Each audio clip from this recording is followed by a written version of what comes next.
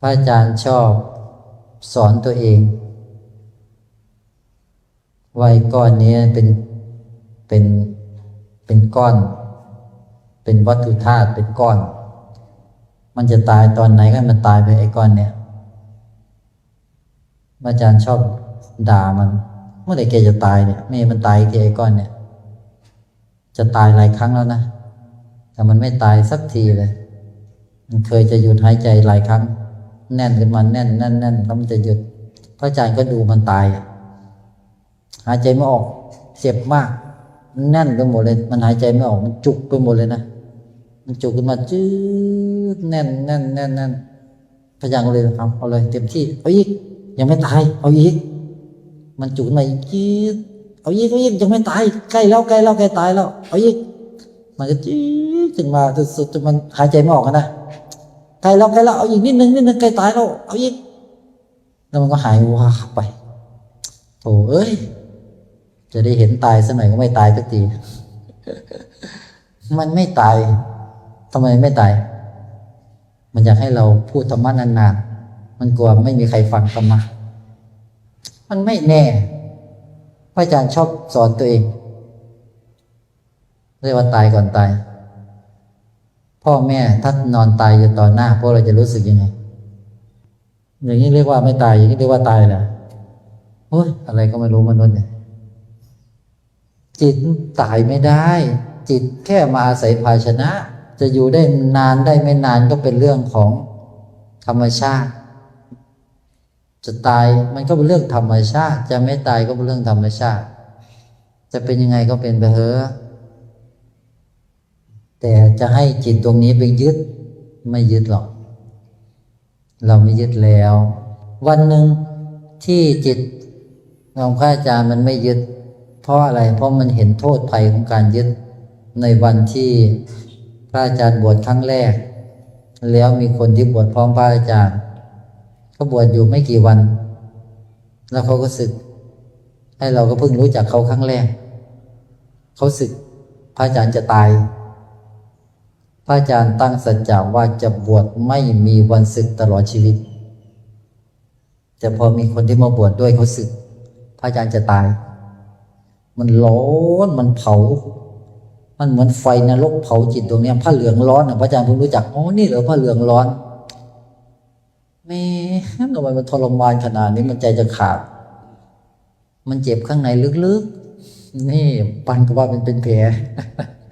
มันเจ็บมันทรมานมากมันเหมือนคนขาดยาแล้วมันจะขาดใจตายมันต้องการยา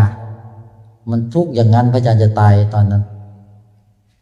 พระอาจารย์ก็เลยแปลกก็เลยถามมันว่าเอ้าเขาเกี่ยวอะไรกับเรา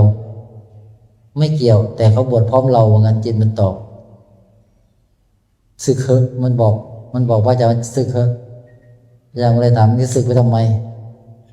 สึกไปอยู่กับคฤหัสถ์เหมือนเดิมเป็นคฤหัสถ์เหมือนเดิมไปทำอะไร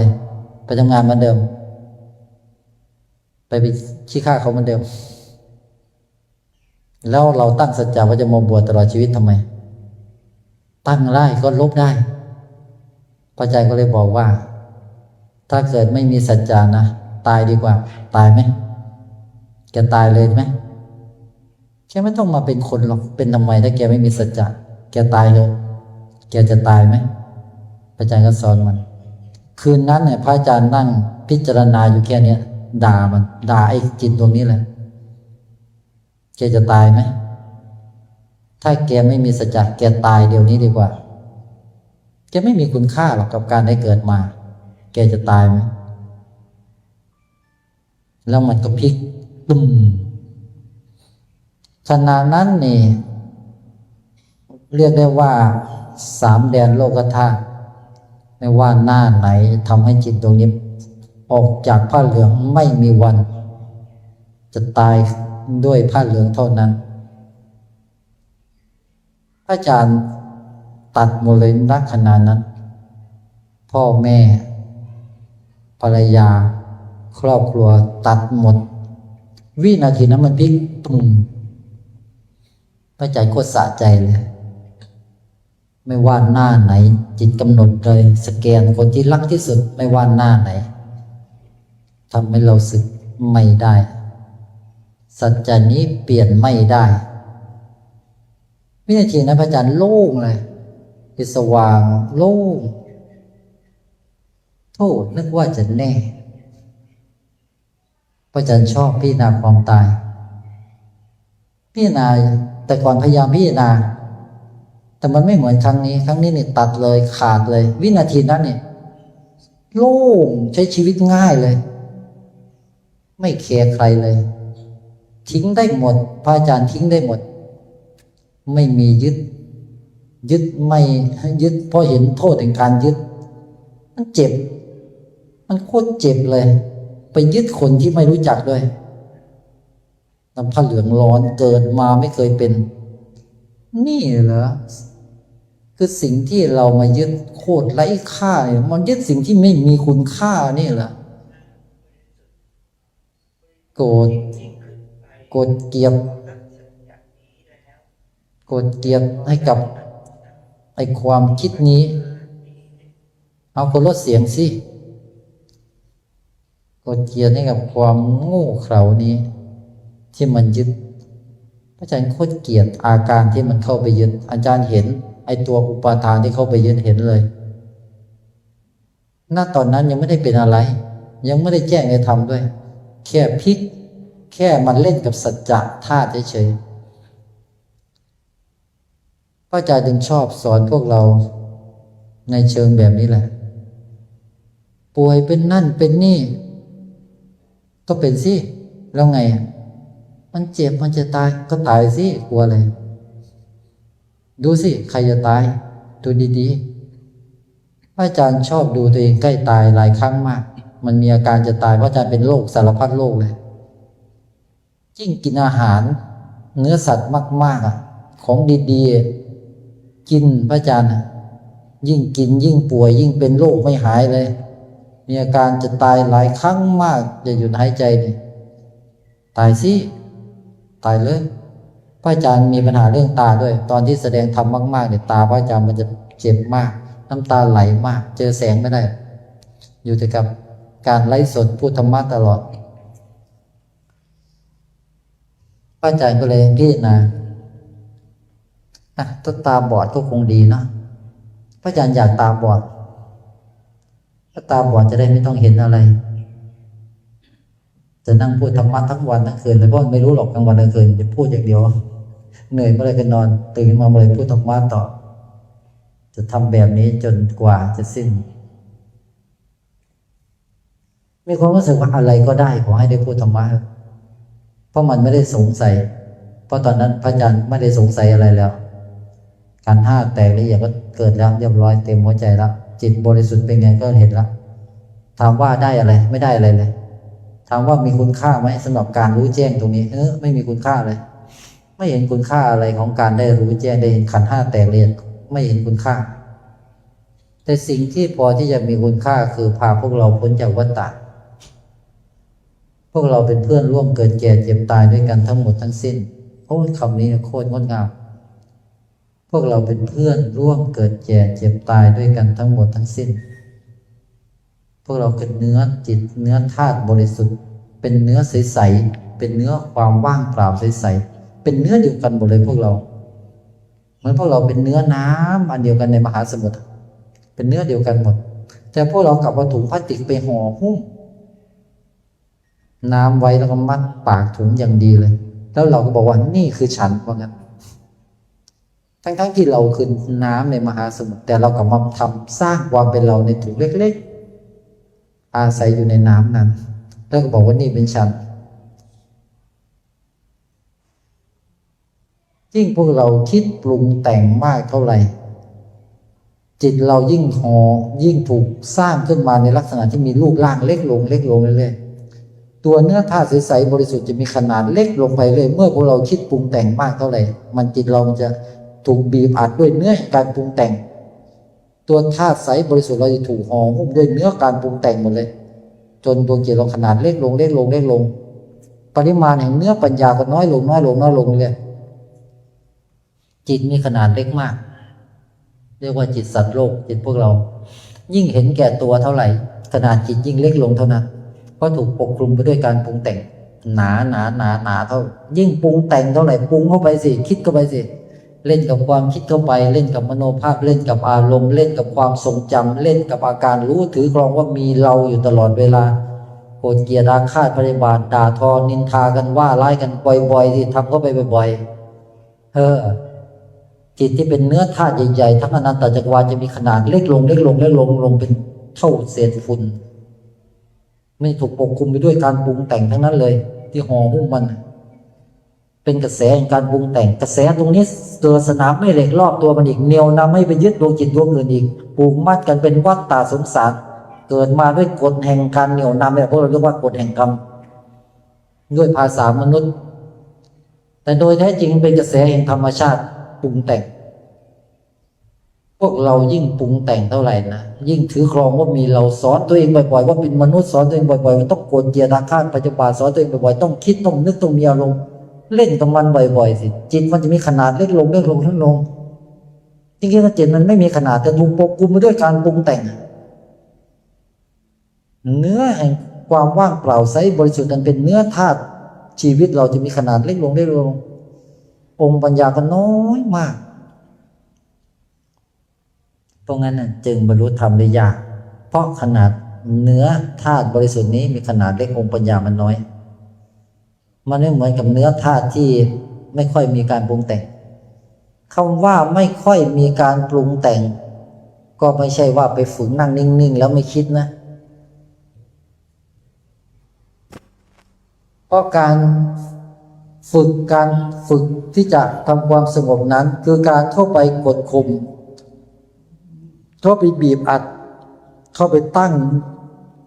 อยู่ในการปรุงแต่งนิ่งๆแล้วนิ่งๆอยู่แบบนั้นการปรุงแต่งก็มีอยู่แค่นั้นดวงจิตก็มีอยู่อย่างนั้นแหละไม่ได้มีขนาดที่ใหญ่ขึ้นเลยแต่ขนาดมันกับเล็กๆอยู่อย่างนั้นเลยไปสร้างการปรุงแต่งให้ครอบอยู่อย่างนั้นนิ่งๆอยู่อย่างนั้นนั่นแหละดวงจิตที่มีขนาดเท่านั้นตัวปรุงแต่งไม่ได้ถูกสลายออกไปเลยการที่ดวงจิตเราจะมีเนื้อแห่งความบริสุทธิ์ที่มีขนาดแห่งองค์ปัญญามากขึ้นเท่าไหร่นั้นมันไม่ได้ขึ้นอยู่กับการที่เราไปฝึกนิ่งๆแต่ขึ้นอยู่กับการสลายการปรุงแต่งพวกเราการสลายการปรุงแต่งให้สลายออกไปทั้งหมดนั้นไม่ได้สลายด้วยการฝึกนิ่งๆแต่สลายด้วยการที่พวกเรา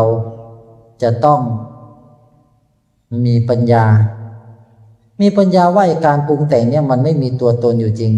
เมื่อมันไม่มีตัวตนอยู่จริงแล้วปุ๊บเนี่ยตัวปรุงแต่งตัวเนี้ยมันจะค่อยๆสลายมันจะสลายไปเองมันจะสลายไปเนื้อจิตที่เป็นเนื้อความบริสุทธิ์ตรงนี้จะมีขนาดใหญ่ขึ้นเพราะเนื้อปรุงแต่งมันปกคลุมน้อยลงเนื้อธาตุบริสุทธิ์เราจะมีเนื้อแห่งองค์ปัญญาขยายขึ้นนี่อุปมาว่ามันขยายขึ้นสว่างไสวขึ้นมีมวลเนื้อแห่งความบริสุทธิ์นี้มีขนาดที่มากขึ้นเพียงพอที่มันจะเข้าใจ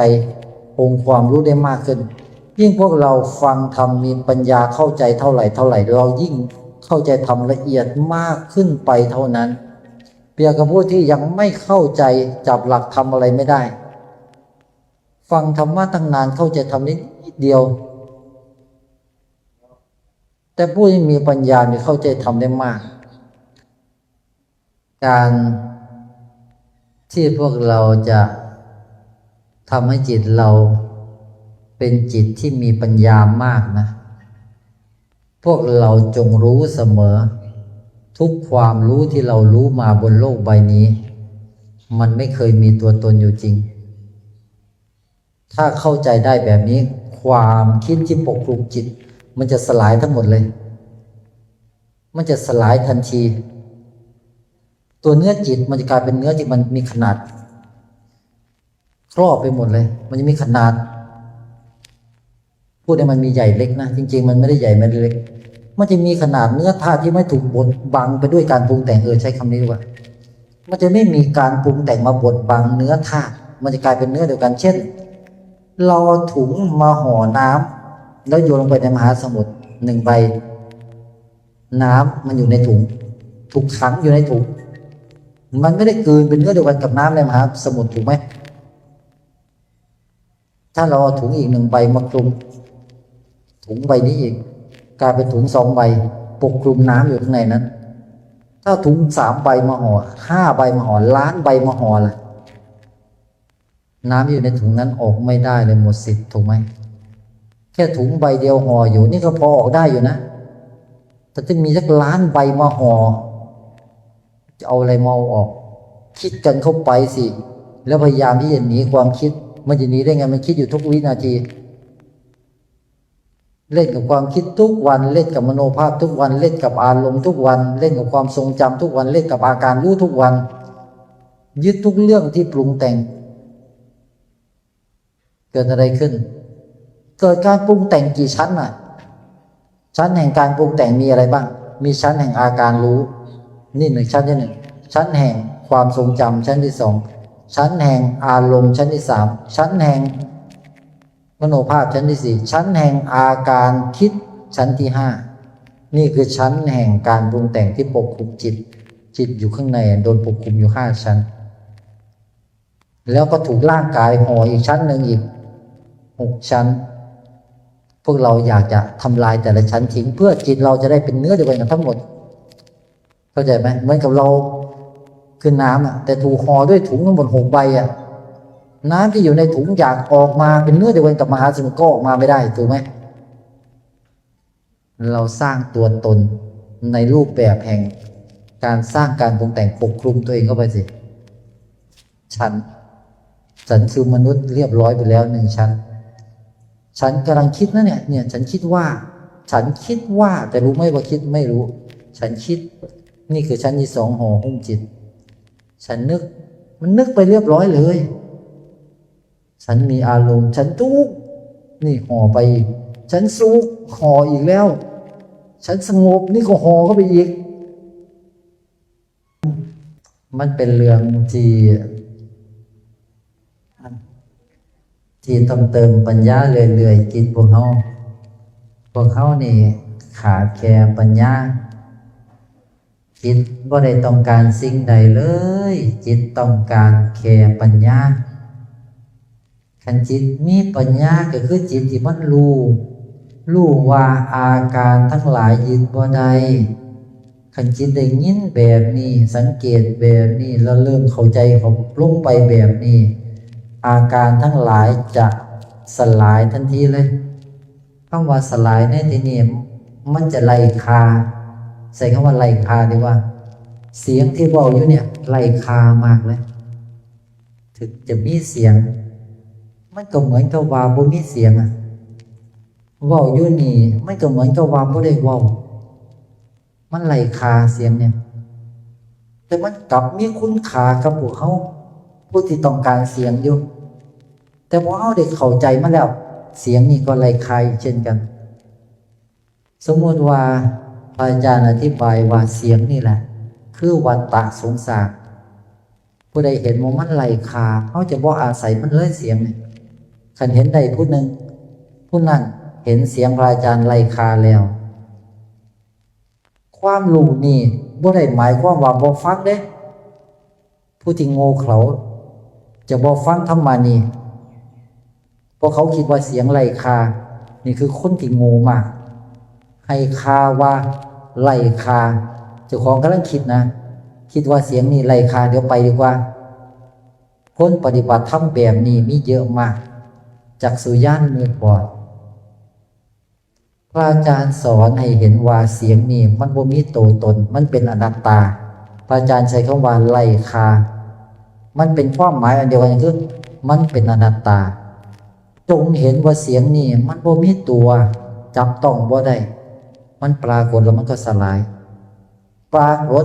เนี่ยมันก็ปรากฏอยู่เนี่ยจับก็บ่ได้ตั้งอยู่ก็จับบ่ได้สลายก็จับบ่ได้ล้วนแล้วก็คือมันจะตั้งอยู่สลายไปมันก็ไล่คาเข้าใจปะมันเป็นเพียงสิ่งหนึ่งที่มากระทบจิตให้จิตได้เข้าใจแล้วก็ไล่คาผู้ที่เข้าใจก็บ่แม่นเฮาผู้ที่ฮู้ก็บ่แม่นเฮามันจึงบ่มีผู้ใดถือครองความรู้นี้แต่มันรู้ไปแล้วมันรู้ว่าไหนมันรู้ว่ามันไล่คาความรู้นี่แหละที่จิตต้องการ เมื่อได้ฟังธรรมานี่แล้วจึงทราบซึ้งกับความรู้นี้แล้วก็น้อมฟังธรรมยิ่งฟังยิ่งเบายิ่งโล่งเพราะมันรู้ว่าไร้ค่ามันจึงบ่ได้หนีธรรมะแต่กลับอยู่กับธรรมะแต่บ่ยึดธรรมะต่างหากพระพุทธเจ้าทั้งหลายเพิ่นบ่ได้หนีจากโลกเพิ่นก็อยู่ในโลกนั่นแหละแต่จิตเพิ่นบ่ถือครองใดๆในโลกแล้วอยู่กับโลกแต่ไม่หลงโลกแล้วเหมือนใบบัวที่อยู่กับน้ำแต่น้ำทำอะไรใบบัวไม่ได้มันซึมเข้าไปในใบบัวไม่ได้ฉันใดจิตที่มีปัญญาเป็นแบบนี้จิตที่มีปัญญาฟังธรรมแล้วเห็นอนัตตาคือเห็นว่าธรรมนี้ไร้ค่าเราได้เข้าใจธรรมแล้วเข้าใจความเป็นอนัตตาแล้วเข้าใจว่าทุกสิ่งทุกอย่างมันเป็นแต่เพียงธรรมชาติมันเป็นของมันอยู่แบบนั้นมันเข้าใจมันก็เป็นของมันอยู่แบบนั้นมันรู้แจ้งมันก็เป็นของมันอยู่แบบนั้นผู้ที่รู้แจ้งก็ไม่มีผู้ที่เข้าใจก็ไม่มีแม้แต่เราก็ไม่มีเราไม่ได้มาเพื่อเอาอะไรแต่เรามาเพื่อรู้ว่ามันไม่มีอะไรเลยบนโลกใบนี้เหมือนโลกใบนี้มันเป็นของเปล่าเนี่ยพวกเราบอกว่ามันมีแต่จิตดวงนี้เห็นว่ามันไม่ใช่ความมีแล้วก็ไม่ใช่ความไม่มีถามว่ามันเป็นอะไรมันเป็นของมันอยู่แบบนั้นตถตามันเป็นเช่นนั้นมันเป็นของมันอยู่แบบนั้นกินข้าวไปเยอะๆมันก็เลยง่วงมันเป็นของมันอยู่แบบนั้นกินไปมากๆเข้าอ้วกแตกมันเป็นของมันอยู่แบบนั้น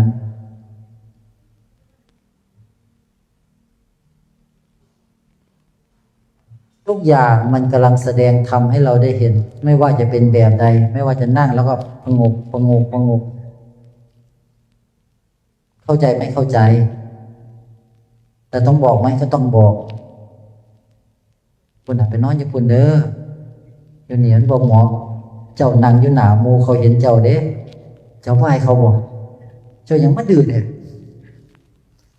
ประเด็นนะโอ้ยนั่งพิงแล้วมันปวดหลังแล้วเกินนี่ธรรมชาติเป็นแบบนี้แหละนั่งก็เจ็บไม่นั่งก็เจ็บเอายังไงเนี่ยเมื่อเจ็บก็ไม่ต้องนั่งตรงๆเอาเนี่ยมันเป็นของมันอยู่แบบนี้เนี่ยเมื่อลมพัดมามันก็รู้สึกแบบนี้มันเป็นเองความรู้สึกแบบนี้มันรับรู้เองเราไม่กะเกิดความรู้สึกเองมันมีผู้ใดเป็นเจ้าของบ้างนี่คือธรรมะธรรมะก็คือความจริงที่มันบ่มีเฮาบนโลกใบนี้ไปเป็นเจ้าของอย่าลืมว่าเฮาคือธาตุชีวิตที่บ่ได้มีรูปร่างเฮาบ่มีรูปร่างบอกตัวเองเสมอบ่ว่าเฮาบ่มีรูปร่างเฮาบ่แม่นคนเฮาบ่แม่นสัตว์ไม่ใช่สัตว์บุคคลตัวตนเราเขาเข้าใจบ่มันเป็นแต่เพียงกระแสธรรมชาติที่เขาทำงานอาจารย์อยากแปลงร่างกลับไปเป็นธาตุให้พวกเขาได้เห็นจังเลยแต่ก็เป็นอยู่ตอนนี้เขากลับบ่เห็นในเนื้อความว่างเปล่าอันบริสุทธิ์เนื้อธาตุต้นกำเนิดตัวนี้มันมีอาการที่แผ่ออกรอบตัวอยู่เสมออาการเหล่านี้ทำหน้าที่เป็นเสียงบ้างเป็นมโนภาพบ้างเป็นอารมณ์เป็นความทรงจำเป็นอาการรับรู้พวยพุ่งออกจากธาตุต้นกำเนิดแล้วก็สลายพวยพุ่งออกแล้วก็สลายเหมือนความสว่างที่ออกจากดวงอาทิตย์แล้วก็สลายความมืดออก ความร้อนแผ่วจากดวงอาทิตย์แล้วก็สลายสิ่งเหล่านี้ป่วยพุ่งออกมาอยู่ตลอดแล้วก็สลายป่วยพุ่งออกมาแล้วก็สลายเป็นแต่เพียงอาการของธาตุเรียกว่าจิตตสังขารอาการเหล่านี้ทำหน้าที่รับรู้ได้รับรู้ถึงเนี่ยไอ้นี่ไม่ได้เรียกว่าลมแต่มันเป็นเพียงอะไรบางอย่างเป็นเพียงสิ่งใดสิ่งหนึ่งอาการนี้ก็เป็นเพียงสิ่งใดสิ่งหนึ่งกำลังรับรู้ถึงสิ่งใดสิ่งหนึ่งแล้วก็จบไปมันกระทบรับรู้แล้วก็สลายไม่ต้องตั้งใจรับรู้มันก็รับรู้จิตต้องการความรู้แบบนี้ต้องการความเข้าใจแบบนี้เพื่อจิตจะได้รู้จักตัวเองเมื่อจิตได้รู้จักตัวเองจิตก็วางสิ่งที่อาศัยจิตของพวกเราอาศัยอาการเหล่านี้เป็นสรณะอาศัยรูปเป็นสรณะอาศัยนามเป็นสรณะ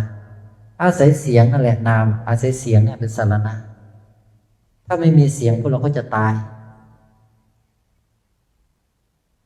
มึงคือบ่พากูไปหาหมอเสียงกูบ่ดีบอกลูกบอกหลานไม่ใหญ่แกพูดไม่ได้มึงคือบ่พากูไปหาหมอแน่เสียงกูบ่ดีแล้วกูบ่อาศัยเสียงเพราะคิดว่าเป็นเสียงตัวเองพระอาจารย์เคยคิดตอนที่สมัยพูดธรรมะใหม่ๆเสียงมันไม่เป็นแบบนี้หรอกเสียงมันแหบๆมันกำลังจะตายพระอาจารย์ก็คิดถ้าไม่มีเสียงก็คงดีเราก็คงไม่ต้องคุยกับใครดีอยู่ไปรอวันตายถ้าตาบอดก็คงดีเราจะได้ไม่ต้องมองอะไรไม่ต้องไปรับรู้อะไรเราจะได้รู้ถึงเสียงอย่างเดียวเราจะได้อยู่แต่ข้างในไม่ต้องออกมาข้างนอกขาพระอาจารย์มีปัญหาถ้าไม่มีขาก็คงดีเราจะได้ไม่ต้องเดินเราจะได้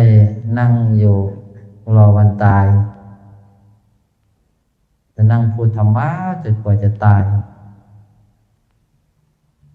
พระอาจารย์อยากเป็นอะไรก็ได้เป็นได้หมดขอให้ได้ทำประโยชน์ให้กับโลกใบนี้พาสัตว์โลกพ้นวัฏฏะพระอาจารย์ปรารถนาอย่าเป็นทุกอย่างเป็นอะไรก็ได้หมดพร้อมจะเป็นทุกอย่างด้วยเป็นได้ทุกอย่างเพื่อสรรพสัตว์เป็นสิ่งเดียวที่มีคุณค่านอกนั้นก็ไม่มีคุณค่าแม้แต่การบรรลุธรรมก็ไม่มีคุณค่าสำหรับพระอาจารย์เพราะตอนที่ขันธ์ห้ามันระเบิดแตกละเอียดพระอาจารย์เห็นความบริสุทธิ์จิตมันสว่างสวยมันเกินไปกับทุกอย่างมันเห็นจิตไม่เกิดเป็นแบบนี้ทำไมมันไร้ค่าจังเลยการบรรลุมันมีอะไรเลยถ้ามันก็ไม่ได้เป็นอะไรเลยมันก็ไม่สงสัยอะไรด้วยแต่มันไม่มีคุณค่าเพราะมันไม่ได้ทำให้ใครพ้นจากวัฏฏะได้เนี่ยความรู้แบบนี้แหละที่พระอาจารย์ยังคงมีชีวิตอยู่ก็เพราะทำหน้าที่นี้แหละเมื่อพวกเรามองทุกคนเสมอกันยุคที่พวกเราอยากเจอนะยุคที่พวกเราปรารถนาอยากจะเกิดมาในยุคนั้นยุคที่ทุกคนเสมอภาคกัน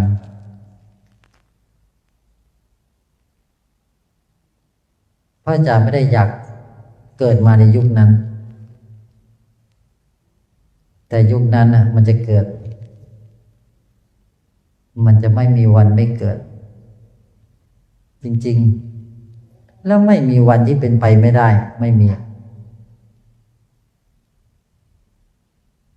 ยุคนั้นจะเกิดขึ้นทุกคนจะอยู่ร่วมกันอย่างร่มเย็นเป็นสุขทุกคนจะรู้แจ้งจิตหมดทุกคนจะได้ฟังธรรมจะบรรลุธรรมยุคที่ธรรมะจะง่ายใครได้ยินได้ฟังธรรมจะบรรลุธรรมได้โดยง่ายยุคที่จะไม่มีดวงจิตดวงใดต้องเวียนว่ายในวัฏฏะอีกยุคนั้นไม่ต้องรอแต่พวกเรารอเหรอสำหรับพระอาจารย์แล้ว ยุคนั้นนะง่ายมากเลยทำให้เกิดเมื่อจิตมันรู้แจ้งแล้วมันจะรู้ด้วยว่าจะทำยังไงถ้ามันไม่มีคำว่าไม่ได้เลยถ้าจิตที่บริสุทธิ์บริบูรณ์สมบูรณ์นะมันไม่มีคำว่าไม่ได้เพราะนี่คือธาตุต้นกำเนิดมันจะรู้เลยธาตุต้นกำเนิดสร้างได้ทุกอย่างเนี่ยความรู้แบบนี้แหละพวกเรามีมันอยู่แล้วพวกเรามีธาตุบริสุทธิ์นี้อยู่แล้วแต่พวกเรากลับไม่รู้จักกลับไปคิดเข้าไปคิดกันเข้าไปแต่ไม่รู้ว่าคิดนึกกันเข้าไปแต่ไม่รู้ว่านึกจมไปกับอารมณ์สุขทุกข์สงบวุ่นวายเรื่องแค่นี้แต่ตื่นยันหลับอยากได้อารมณ์สุขวันดิ้นรนอยากได้ความสุขอยากได้อารมณ์สงบอยากถือครองความสงบอยาก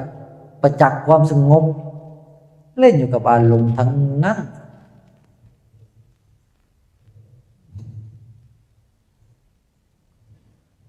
ปรุงกันเข้าไปสิปรุงแต่งนะเนี่ยนี่คือปรุงแต่งนะยิ่งพวกเราปรุงแต่งเท่าไหร่มันยิ่งปกคลุมจิตหนาขึ้นเรื่อยๆแล้วมันจะออกมาจากอาการปรุงแต่งนี้ได้ไงก็มันสร้างกระแสปกคลุมจิตอย่างหนาแน่นอยู่เนี่ยจิตมันก็ถูกปกคลุมครอบอยู่แบบนี้ติดอยู่ในวัฏฏะเนี่ยวัฏฏะอาการปรุงแต่งที่ครอบอยู่เนี่ยสร้างวัฏฏะสงสารครอบจิตอยู่ตลอดเวลาแต่ไม่เห็นนะทำไมไม่เห็นกินข้าวมาจนอายุป่านนี้จนแก่แล้วเนี่ยกินจนแก่ไม่ได้แก่เพราะอะไรนะแก่เพราะกินข้าวเยอะกินทั้งวันทั้งคืนก่อนนอนยังอยากกินอีกนะมันกลัวมันตายมันก่อนนอนมันกลัวมันต้องกินเลยมันกลัวมันตายเนี่ยป้าจ๋าไม่กินเลยไม่มันตายกินเนี่ยเนื้อสัตว์ก็ไม่กินด้วยมันตายเลยแต่มันตายเลยนะไม่กินเนื้อสัตว์มีอะไรไหมเขาบอกกินเถอะขาดโปรตีนไม่กินมีอะไรไหมไม่มันตายเลยเนี่ยให้มันตายสิถ้าแน่จริงไม่กินไข่ไม่กินนมสัตว์ไม่กินเขาบอกว่าขาดโปรตีนขาดตรงไหนมาดูสิพร้อมกระลองอยู่เนี่ยไม่มันตายเลยให้อ้วนไม่เอาไม่ชอบอ้วนพอแล้วไม่มีอะไรเลยอ้วนสู้พร้อมหุ่นดีดีกว่าพร้อมหน้าแห้งๆพอแล้วเนี่ยนี่แก้มเยอะเลยเราแก้มออกเลยนะให้มันพร้อมกว่านี้แต่มันก็ไม่พร้อมกว่านี้หรอกคนเท่านี้แหละมันออกแบบมาแบบนี้เล่นอยู่กับไอ้ก้อนเนี่ยไม่แคร์อะไรมันแต่ละวันเล่นอยู่กับมันเนี่ยไม่เห็นมันตายอีกทีมันก็เป็นโรคขี้หนาวพระอาจารย์เป็นโรคขี้หนาวนะห่มผ้ามัน3 ผืนทุกวันถึงขนาดมันยังหนาวอยู่เลยเนี่ยหนาวเลยทั้งนางไม่รู้เป็นโรคขี้หนาวห้ามมันก็ไม่ได้หนาวเหมือนเดิมมันก็ขำดีเหมือนกันตลกดีเนี่ยดูมันเห็นมันเป็นเพียงอะไรบางอย่างเห็นมันเป็นเพียงก้อนร่างกายมันไม่ใช่เราไอ้ก้อนเนี่ยมันเป็นของมันเราไม่ใช่ไอ้ก้อนนี้เราแค่มาอาศัยนี่พูดว่าอาศัยนะจริงๆเราไม่ได้อาศัยด้วยมันจะไปอาศัยอะไรได้ธาตุตัวเนี้ยไม่มีอะไรให้มันอาศัยเลยเนี่ยแต่มันก็โง่อาศัยเฉยเลยนะมันอาศัยร่างกายหรือว่ามีร่างกายเป็นสารณะแล้วมันมาอาศัยข้างนอกเป็นสารณะด้วยมันเอาต้นกล้วยเป็นสารณะแล้วมันก็ไหว้ต้นกล้วยมันบ้าไหมจิตมันเจ้าบ่ไม่ไงหนึ่งในนั้นอาศัยต้นกล้วยเป็นสารณะไหว้แม้กระทั่งต้นกล้วยมันเอาแม้กระทั่งโพนดินจอมปลวกนะเป็นสารณะมันไหว้จอมปลวกมันไม่พอมันเอาแป้งไปโรยด้วยเป็นบ้าขนาดไหนจิตนะมันเป็นเป้ามันเป็นผีเป้ามนุษย์จิตมันไหว้ทุกอย่างที่ขวางหน้ามันไม่พอโอ้ มันยิ่งกว่านั้นอีกเราก็ไม่ว่ากันมันไม่มีอะไรทำ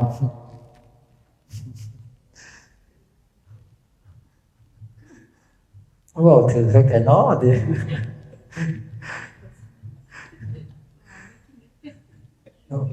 ไปดูที่บ้านสิของขังเต็มบ้านเลยตัวอะไรบ้างไปดูสิมีสารพัดเทพไปดูสิตะกงตะกุดเชือกอะไรก็ไม่รู้เต็มลกสกปรกไปดูสิฝุ่นหนาเตอะขนาดไหนไปดูสิโคตรสกปรกเลยแล้วก็รู้เต็มไปหมดเลยนะแล้วก็ไหว้บางงั้นศักดิ์สิทธิ์บางงั้น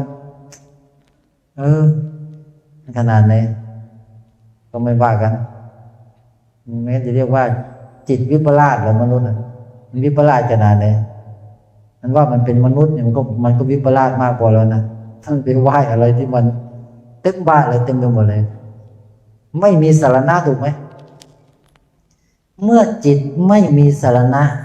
จิตจึงอาศัยนามคืออาการปรุงแต่งเป็นสารณะแม่นปะมันอาศัยเสียงเนี่ยเป็นสารณะอาศัยมโนภาพอาศัยอารมณ์เป็นสารณะมันจึงเล่นอยู่กับอารมณ์เสมอโกรธกันเสมอเพื่อเปลี่ยนมันบ่มีแนวเห็นมันโกรธกันด่ากันปล่อยกันให้กันเสมอมันอาศัยอารมณ์เป็นสารณะนี่จิตบ่มีสารณะจิตอาศัยความจำเป็นสารณะอาศัยอาการรู้เป็นสารณะว่าจิตอาศัยนามธรรมเป็นสารณะเพราะจิตอาศัยรูปธรรมเป็นสารณะอีกคือร่างกายนี่เป็นสารณะจิตมันเสียว่ามันเป็นมนุษย์เบื้องเปลี่ยนอาศัยน้ำอันนี้สั้นหนึ่งนะอาศัยรูปนี่สั้นที่สองนะหนาเตอเลยเนี่ยอาศัยข้างนอกเป็นสารณะอีกเอาบ้านเป็นสารณะเอาที่ดินเป็นสารณะเอาต้นไม้เป็นสารณะเอาจอมปลวกเป็นสารณะเอาต้นกล้วยเป็นสารณะเอาคนรวยเป็นสารณะเอากระดาษเป็นสารณะวายกระดาษกันซุมือเนี่ยให้เขาลองเอากระดาษให้มันเบี่ยงยกมือวายยังเร็วแล้วให้เอากระดาษเป็นสารณะแต่ละมือหาแต่กระดาษแทบจะวายกระดาษเป็นสารณะแล้วต่อไปเนี่ยขากันกันย้อนกระดาษนั่นแหละแม่นบ่มันบ่มีสารณะจิตมันไม่รู้ว่าตัวเองเป็นจิตผู้ใดจะสอนตอนนี้เสียว่าตัวเองเป็นมนุษย์ไปแล้วจิตมันเข้าใจว่ามันเป็นมนุษย์ไปแล้วโง่ป่ะจ๊ะน่ะโง่วะโง่หรือสลาดมันโง่หรือว่ามันสลาดมันจะอย่างมันสลาดจิตเป็นธาตุบริสุทธิ์บ่มีรูปร่างตอนนี้สร้างรูปร่างแห่งกายละเอียดมาปกคลุมตัวเองแล้วก็สร้างรูปร่างแห่งกายหยาบมาปกคลุมตัวเองอีกเราเข้าใจว่าฉันเป็นมนุษย์ว่าซั่นเพราะร่างกายมนุษย์ตายไปฉันเป็นเทวดาว่าซั่นเอาเข้าไปเบียงจิตมันเสียว่ามันเป็นเทวดาอีกจิตมันเสียว่ามันเป็นกายละเอียดฉันเป็นเปรตนะบุญเหลียวนี่ยังมาโชว์อีกว่าเจ้าของเป็นเปรตเอาก็ไปไหว้เปรตด้วยนะสาธุเทพเจ้าเปรตขอพรให้ข้าพเจ้าเปรตยังเอาตัวไม่รอดเลยอย่าไปขอพรเปรตพวกเขาไหว้ผีวะไหว้บ่ต้องมาเงียบไหว้ศาลไหว้ยังเต็มไปหมดบรรดาผียังเอาตัวไม่รอดเลยไปไหว้ขอสิ่งศักดิ์สิทธิ์ศักดิ์สิทธิ์ตรงใดนะผีก็คือจิตที่มันมืดโหยหาธรรมะแต่เขากลับไปไหว้แล้วบอกว่าสิ่งศักดิ์สิทธิ์ขอให้ขันน้อยได้ร่ำรวยจะร่ำรวยอะไรขนาดดวงจิตผีทั้งหลายแหลมยังเอาตัวไม่รอดเลยมันยังขอข้าวเขากินอยู่เลยนะไม่เห็นแล้วเอาน้ำแดงไปไหว้อยู่เลยนะเต็มเลยไม่เห็นแล้วหัวน้ำแดงเต็มไปหมดเลยนะไม่มีร่างกายยังอีกกินน้ำแดงอีกเบื้องเบียง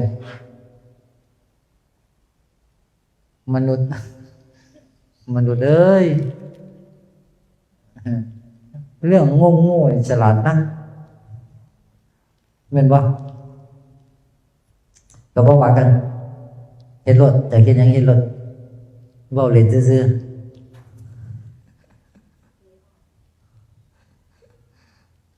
เมื่อสักครู่นี้พระอาจารย์พูดเล่นนะมันพูดไปแล้วด้วยมันพูดไปแล้ว แต่พูดเล่นก็อยากจะบอกพวกเขาว่าในโลกที่บอกไปแล้วแหละโลกสมมุติเนี่ยที่จิตดวงนี้การจะเข้ามาอยู่ในโลกสมมุติต้องอาศัยร่างกายเข้าไปอยู่ในโลกสมมุตินะอาศัยเสียงด้วยนะภาพอารมณ์ความจำอาการรู้ด้วยนะเขาก็ให้อาการอาการนี่ให้กับเขาก็ได้อาการเนี่ยดีใจได้มาเกิดในโลกมนุษย์นี่โลกแห่ง3 แดนโลกธาตุโลกของกายหยาบและกายละเอียดนี่เอามาอาศัยหลงละเลิงด่ากันขากันตีกันทำลายกันโกรธเกลียดอาฆาตพยาบาทบางประเภทก็หลงหักกันบางประเภทก็ปฏิบัติโดยรูปแบบแห่งลัทธิมากมายปฏิบัติเพื่อหวังหลุดพ้นรู้แจ้งเป็นเทพเจ้าเป็นพญาอย่างก็แล้วแต่ทั้งหมดนี่คือโลกที่สัตว์ที่งูเขาจิตที่งูเขามาอาศัยจะเป็นเทวดามันก็อยู่ในโลกนี้จะเป็นเท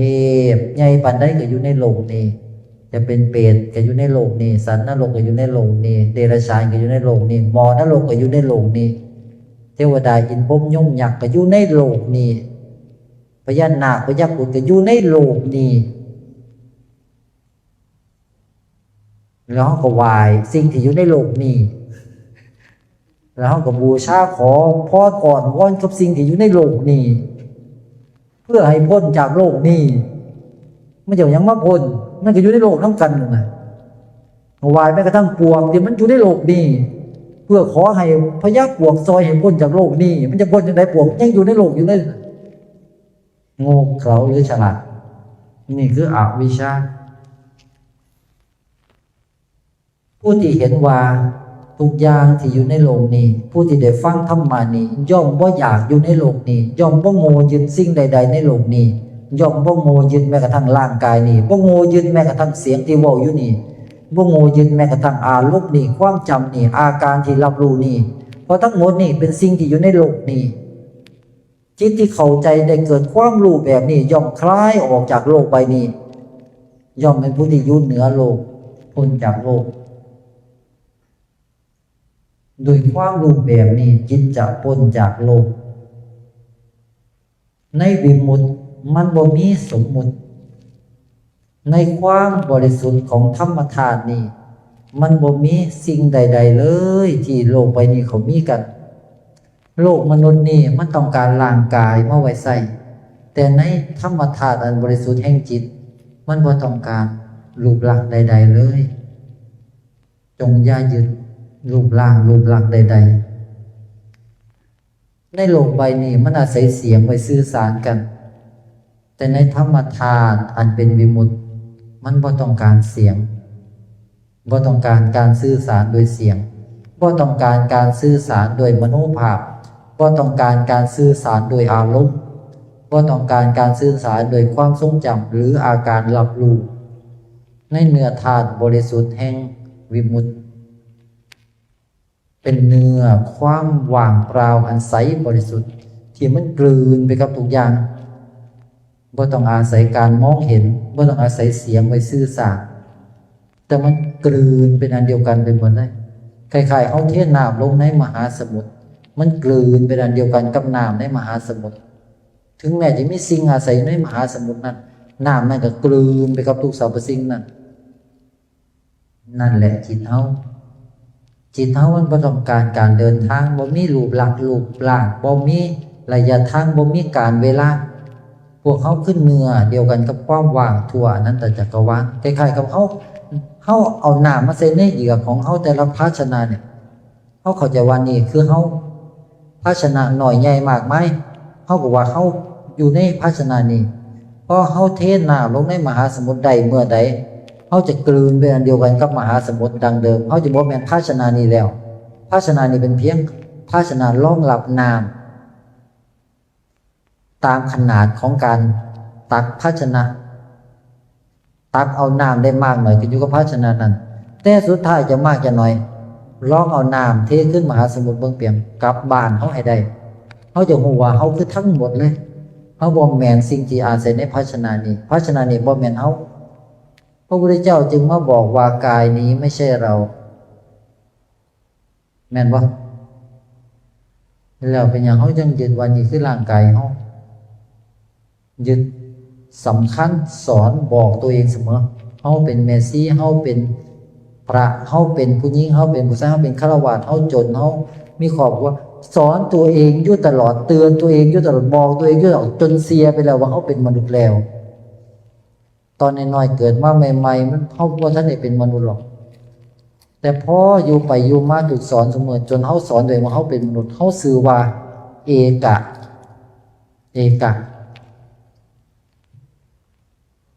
นักเรียนหนูชื่ออะไรลูกหนูชื่อวรพจน์ครับครูคนใหม่กันอย่างมานักเรียนหนูชื่ออะไรหนูชื่อวรพจน์ครับนามสกุลอะไรเพชรเกษมครับเอาแล้วมีสื่อมีนามสกุลแล้วที่เนี่ยจำได้นักเรียนหนูชื่ออะไรเพชรเกษมครับวรพจน์ครับเริ่มจำได้ว่าเจ้าของมีสื่อมีนามสกุลที่นี่บอกทุกมือเตือนตัวเองทุกมือจนจำไว้จดใส่กระดาษไปโอ้ฉันชื่อวรพจน์นามสกุลเพชรเกษมวรพจน์เพชรเกษมจนจำฝังใจว่าตัวเองคือวรพจน์เพชรเกษมพอมีคนบอกว่าแกไม่ได้นามสกุลเพชรเกษมโกรธเครียดจังตีกับเขาจิตมันเสียไปแล้วว่ามันเป็นมนุษย์พอมันสอนตัวเองว่าตัวเองเป็นมนุษย์เสมอเรามักจะสอนตัวเองเสมอว่าตัวเองมีสื่อมีนามสกุลด้วยนี่คือตระกูลเพชรเกษมแม่ลองผู้ใดมาทำลายนามสกุลนี่เบิ่งเปียงเขาจะเครียดยังคักเลยแกมาทำลายญาติพี่น้องฉันทำไมนามสกุลของครอบครัวฉันแม่นบ่ดีตัวว่าไปเขียนใส่รถพร้อมรถคันนี้นามสกุลเพชรเกษมเอาแล้วรถจะมีนามสกุลแล้วที่เนี่ยคันรถคันนี้ถือชดหนึ่งมาเนี่ยแกมาทำลายตระกูลของฉันเอาอีกแล้วตระกูลจะขอเป็นรถพร้อมนี่นะมันแบบเป็นคนเลยเป็นรถมันยึดขนาดไหนรถถึงส้นมาถึงของเจ็บเจ้าของหนังอยู่บ้านซื่อเขาขับรถไปแล้วรถถูกส้นเจ้าของหนังอยู่บ้านได้ยินข่าวว่ารถถูกส้นเจ้าของเจ็บโง่ว่ามันยึดเห็นอาการยึดว่าเห็นโทษภัยของการยึดว่าตราบใดก็ตามที่เขาบ่เห็นโทษภัยของการยึดเขาจะบ่มีวันที่จะปล่อยวางเมื่อใดก็ตามที่เขาทุกถึงแสนสาหัสจนเขาบอกกับตัวเองว่าจะบ่ขอเกิดอีกจะบ่โง่ยึดสิ่งใดๆอีกชาตินี้จะเป็นชาติสุดท้ายมื้อนั่นแหละเป็นมื้อที่จิตเขาเปิดพร้อมที่จะรับธรรมะและพร้อมจะบรรลุธรรมได้เร็วมากพระอาจารย์จึงบ่ได้ไปบังคับให้ผู้ใดให้รีบบรรลุธรรมหรอกพระอาจารย์จะปล่อยให้พวกเขาถูกจนถึงที่สุด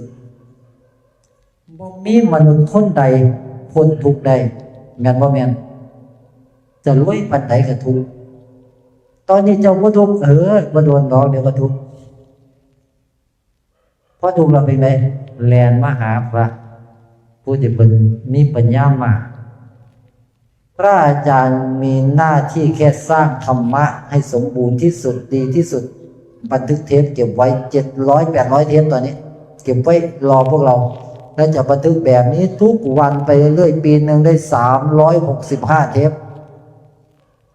ปีหน้าพระอาจารย์จะมีเทป 1,000 เทปไม่ใช่ดิอีกครึ่งปีพระอาจารย์จะมีเทป 1,000 เทปเดี๋ยวฉลองแล้วอีก3ปีพระอาจารย์จะมีเทป 2,000 เทปในชีวิตพระอาจารย์จะมีเทปไม่ต่ำกว่า10,000 เทปพระอาจารย์พูดธรรมะทุกวันมาหลายรอบมากและเนื้อหาดีมากเลยเมื่อเทปมันมีอยู่มากมายรอพวกเราแล้วคล้ายๆกับพระอาจารย์สั่งโรงพยาบาลไว้พระอาจารย์ก็สนใจหรอกผู้ใดจะเข้าโรงพยาบาลว่าพระสนพระอาจารย์จะสั่งโรงพยาบาลสั่งที่หมอไว้รอ เดี๋ยวเจ้าก็ป่วยเจ้าหนีบ่พ้นหรอกคอยเฮ็ดโรงพยาบาลงามๆไว้ถามพวกเจ้า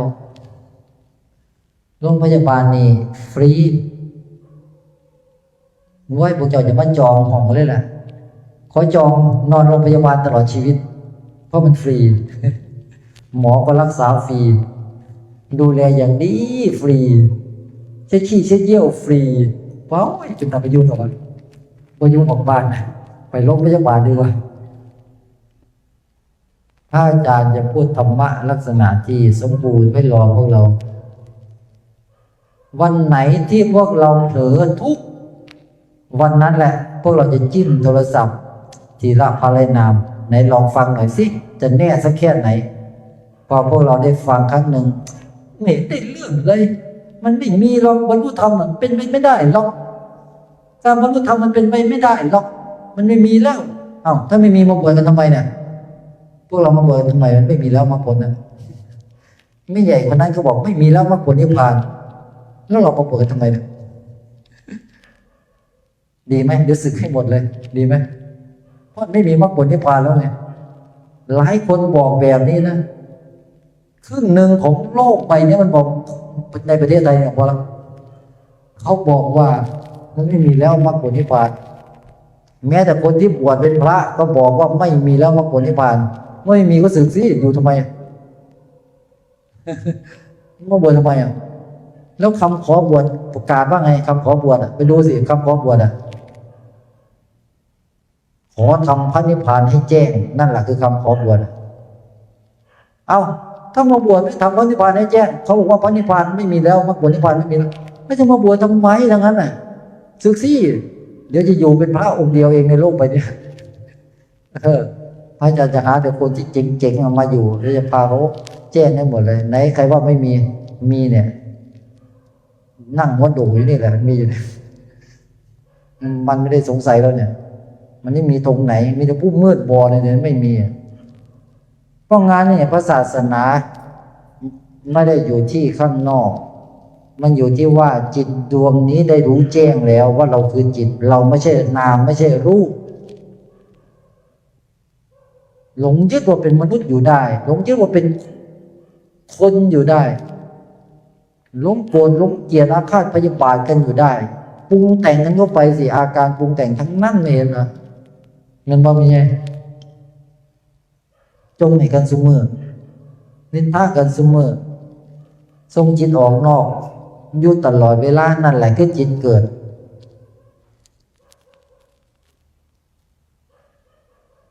เมื่อพวกเราได้ฟังธรรมะแบบเนี้ยยืนยันเลยว่าใครก็ตามที่ได้ฟังวิชารู้แจ้งจิตผู้นั้นจิตดวงนั้นจะทวนกระแสเข้ามารู้ข้างในมันจะไม่ส่งกระแสออกไปรู้ข้างนอกแล้วเด้จะทวนกระแสมารู้ข้างในแทนมันจะรู้ว่าที่รู้อยู่นี้ไม่ใช่เรารู้สังเกตดีๆนะขณะที่รู้อยู่ตอนนี้ไม่ใช่เรารู้ธรรมชาติมันรับรู้เองใช่ไหมตอนเนี้ยมันว่ามันบ่ต้องใส่ความพยายามมันรู้ของมันอยู่ตลอดที่ตอนเนี้ยมันรู้ถึงเสียงอยู่เนี่ยเขาอยู่ใส่มันมีแต่ธรรมชาติมันรู้เองว่าแม่นบอกคันเขาเข้าใจแค่นี้แล้วว่าเอ้าที่รู้อยู่นี่มันรู้เองเหรอเราอยู่ไหนมันไม่มีเรานี่จิตย่อมรับได้นะจิตมันจะคลายตัวหลุดโพ่งขึ้นมาจบน้ำตาไหลน้ำตาย่อยให้งากรออะไรก็ยังไงตอนเนี้ยก็ธรรมะก็ตอนนี้ไงก็นี่ไงกำลังรู้ถึงเสียงอยู่นี่ไงก็ดูนี่ไงที่มันรู้อยู่เนี่ยมันไม่ใช่เรารู้ก็ดูสิเนี่ยก็นี่ไงอนัตตาธรรมอาการที่รู้นี้มันแสดงอนัตตาอยู่เนี่ยคือมันไม่มีใครรู้มันเป็นอาการที่มันรู้ของมันเองเนี่ยมันเป็นอนัตตาไม่มีตัวตนอาการรู้เนี่ยไม่มีใครเป็นเจ้าของไม่ใช่เราไม่ใช่ของเราเป็นแค่เพียงอาการเป็นอาการของจิตเมื่อจิตตื่นรู้เห็นอาการนี้จิตย่อมรู้แจ้งว่าอาการนี้ไม่ใช่จิตย่อมรู้แจ้งว่ามันไม่ใช่เรานั่นเองรออะไร รออะไรอีกแค่พวกเราเข้ามารู้อยู่ข้างในแค่พวกเราเห็นว่าที่รู้อยู่นี้เขารู้เองแค่เนี้ยมันยากตรงไหนไม่ต้องทำอะไรเห็นได้ไหมว่าเขารู้เองเห็นได้ไหมว่าเขาคิดอยู่ตลอดเวลาของเขาเองเห็นได้ไหมว่าเขากำลังสุขบ้างทุกข์บ้างสงบบ้างวุ่นวายบ้างเฉยๆบ้างอารมณ์เหล่านี้เขาเป็นของเขาเองต้องทำอะไรไหมเห็นได้ไหมความจำมันก็จำได้บ้างจำไม่ได้บ้างของเขาเองมันต้องทำอะไรไหมมันจำได้มันก็เป็นของมันอยู่แบบนั้นมันจำไม่ได้มันก็เป็นของมันอยู่แบบนั้นใช่ไหมมันปรากฏมันก็หายไปแล้วไอ้จำได้นะไอ้จำไม่ได้มันก็หายไปแล้วที่พูดอยู่เนี้ยเสียงเนี่ยมันก็หายไปแล้วอารมณ์เนี่ยมันก็ปรากฏแล้วหายไปแล้วเนี่ยต้องทำอะไรไหมธรรมชาติมันปรากฏและสลายด้วยตัวของมันอยู่แล้วต้องทำอะไรไหมประเด็นคือเห็นความจริงนี้ไหมเขาแสดงอนัตตาอยู่อย่างนี้ตอนนี้เดี๋ยวนี้เห็นไหมจิตดวงใดเห็นความจริงนี้ตอนนี้จิตดวงนั้นย่อมโปร่งต่อธรรมธาตุตัวเองย่อมไม่ยึดอาการเหล่านี้ย่อมรู้แจ้งว่าอาการปรุงแต่งทั้งหลายไม่ใช่เราไม่ใช่ของเรานี่มันเบามันโล่งมันอิสระมันไม่เป็นอะไรแล้วเพราะมันไม่มีอะไรเป็นเรามันจึงเบามันจึงโล่งมันจึงไม่ยึดเสียงที่อาศัยอยู่นี้มันจึงไม่ยึดนามธรรมนี้มันจึงรู้แจ้งขึ้นมาว่ารูปนามไม่ใช่จิตไม่ใช่เรานั่นเองเราคือจิตเราคือธรรมชาติที่ไม่มีรูปร่างเราไม่มีอาการคิดอาการรู้เราไม่มีอาการปรุงใดๆเลยเราคือเนื้อธาตุต้นกำเนิดเมื่อพวกเราเห็นความจริงแบบนี้จิตที่อยู่เหนือการปรุงแต่งย่อมเห็นการปรุงแต่งเป็นเหมือนโลกเป็นวัฏฏะสงสารที่มันปรุงแต่งของมันอยู่แบบนี้แหละแต่จิตไม่ได้เกี่ยวข้องกับโลกแล้วไม่ได้เกี่ยวข้องกับอาการเหล่านี้แล้วอาการเหล่านี้เป็นเพียงอาการที่ปั้นแต่งโลกสมมุตินี้ขึ้นมาเป็นเหมือนโดมปรุงแต่งที่มันสร้างกระแสปรุงแต่งอยู่ในวัฏฏะนั้นอยู่ในสามแดนโลกธาตุแห่งรูปและนามนั้นแต่จิตเป็นอีกธรรมชาติหนึ่งที่ไม่เกี่ยวข้องกับอาการเหล่านั้นเลยเป็นอิสระอยู่ต่างหากเป็นทั้งหมดและอาการปรุงแต่งนั้นก็อาศัยอยู่ในเนื้อความบริสุทธิ์แห่งจิตนั่นแหละเปรียบเสมือนพวกเราเป็นเนื้อความว่างเปล่าทั่วอนันตจักรวาลจักรวาลก็อาศัยอยู่ในความว่างเปล่านั่นแหละลอยอยู่ในความว่างเปล่านั่นแหละดวงอาทิตย์ก็ลอยอยู่ในความว่างเปล่าใช่ไหมโลกใบนี้ก็ลอยอยู่ในความว่างเปล่าดวงดาวทุกดวงลอยอยู่ในความว่างเปล่าหมุนเวียนเปลี่ยนแปลงอยู่ในความว่างเปล่าสุดท้ายก็แตกสลายอยู่ในความว่างเปล่าความว่างเปล่าต้องทำอะไรไหมไม่ต้องทำอะไรเลยปล่อยให้ธรรมชาติที่เป็นรูปและนามอาการมืดอาการสว่างแสงสว่างความร้อนความเย็นพลังงานสนามแม่เหล็กปรากฏอยู่ในความว่างเปล่าและสลายไปในความว่างเปล่าแม้แต่ดวงดาวน้อยใหญ่ในสากลอนันตจักรวาลก็ล่องลอยอยู่ในความว่างเปล่าแล้วก็รอเวลาสลายไปในความว่างเปล่ารูปจะสลายตัวช้ากว่านามนามมันปรากฏแล้วก็สลายใช้เวลาไม่นานแต่ธรรมชาตินั้นไม่เคยปรากฏไม่เคยสลายคือเนื้อความว่างเปล่ามันเป็นเนื้อธาตุต้นกำเนิดมันไม่ได้เคยเป็นอะไรเลยเป็นอมตะธาตุอยู่แบบนั้นจิตเราเป็นหนึ่งเดียวกันกับเนื้อความว่างเปล่าในท้องอนันตจักรวาลเช่นนั้นเราคือความไม่ได้เป็นอะไรแล้วเรามาหลงอะไรกันแล้วเรามาทะเลาะเบาะแว้งแย่งอะไรกันแล้วเรามาวุ่นวายกับตัวกูของกูอะไรกันโกรธเกลียดกันทำไม เราคือเพื่อนร่วมเกิดแก่เจ็บตายด้วยกันทั้งหมดทั้งสิ้นพระอาจารย์สอนฆราวาสสอนพระให้เป็นพี่น้องกัน ไม่แบ่งแยกอย่าไปแบ่งแยกว่าเป็นอะไร แต่ให้เคารพกันในสมมุติ อย่าดูถูกกันอย่าเหยียบย่ำกัน จิตต้องการความรู้แบบนี้ต้องการความรู้แจ้งว่าทุกอย่างเขาเป็นอย่างนี้แหละ ความคิดก็เป็นแบบนี้แหละ มันคิดแบบนี้แหละมโนภาพมันก็นึกแบบนี้แหละ อารมณ์มันก็ปรุงแบบนี้แหละ ความจำอาการรู้มันก็ปรุงแบบนี้แหละ ธรรมชาตินี้เขาเป็นของเขาอยู่แบบนี้แหละ เป็นอาการปรากฏแล้วก็สลาย ประเด็นคือมีใครเป็นเจ้าของอาการเหล่านี้แต่เมื่อไหร่เขาแสดงธรรมอยู่ตลอดเวลาอย่างไพเราะด้วยเขาแสดงอนัตตาอยู่ตลอดเวลาอย่างไพเราะด้วยใครเห็นความจริงนี้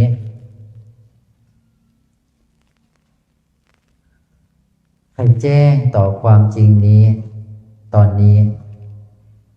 พวกเราก็พ้นทุกข์ถาวรจงอย่ายึดสิ่งใดเพราะทุกสิ่งมันเป็นของมันอยู่แบบนั้นแหละจงอย่ายึดว่าเราโกรธเพราะความโกรธเป็นเพียงอาการที่มันปรากฏแล้วก็สลายไม่ต้องทำอะไรให้เข้าใจว่ามันไม่มีตัวหรอกความโกรธให้มันโกรธไปเถอะให้ความโกรธห้ามหายนะจะอยู่กับข้านานๆลองบอกมันดูสิมันหายปั๊บเลยแต่ก่อนพระอาจารย์เป็นบ่อยแกชอบโกรธใช่ไหมเอาโกรธต่อไปโกรธตรงนี้มันหายเลยหายไปไหนเนี่ยโกรธสิมันไม่เอาแล้วมันไม่โกรธละมันกลัว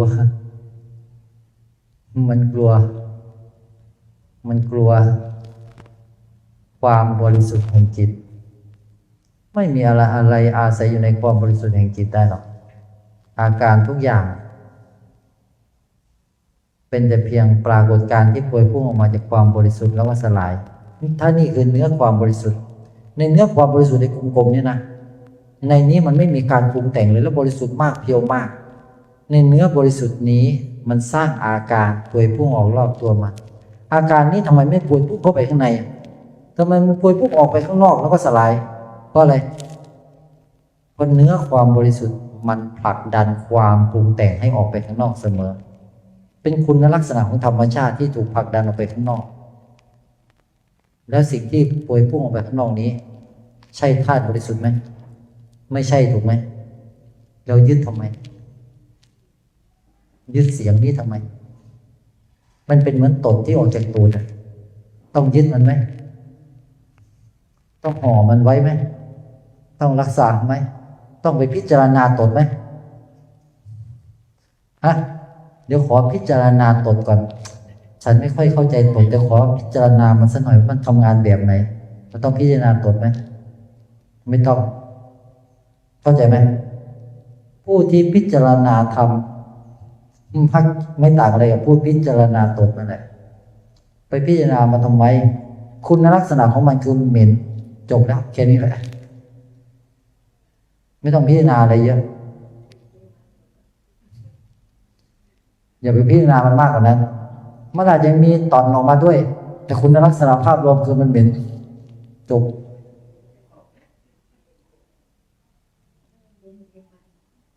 คุณลักษณะแห่งเสียงเนี่ยคือมันไม่มีใครเป็นเจ้าของจบคุณลักษณะแห่งมโนภาพที่นึกก็ไม่มีใครเป็นเจ้าของจบไหมพูดแล้วก็แล้วไปถูกไหม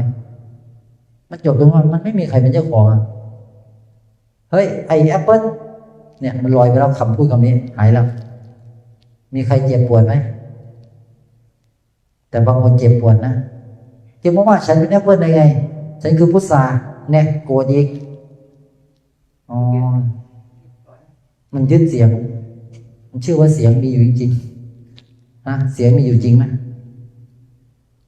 มันจะไม่มีจริงอยู่ตรงไหนถูกไหม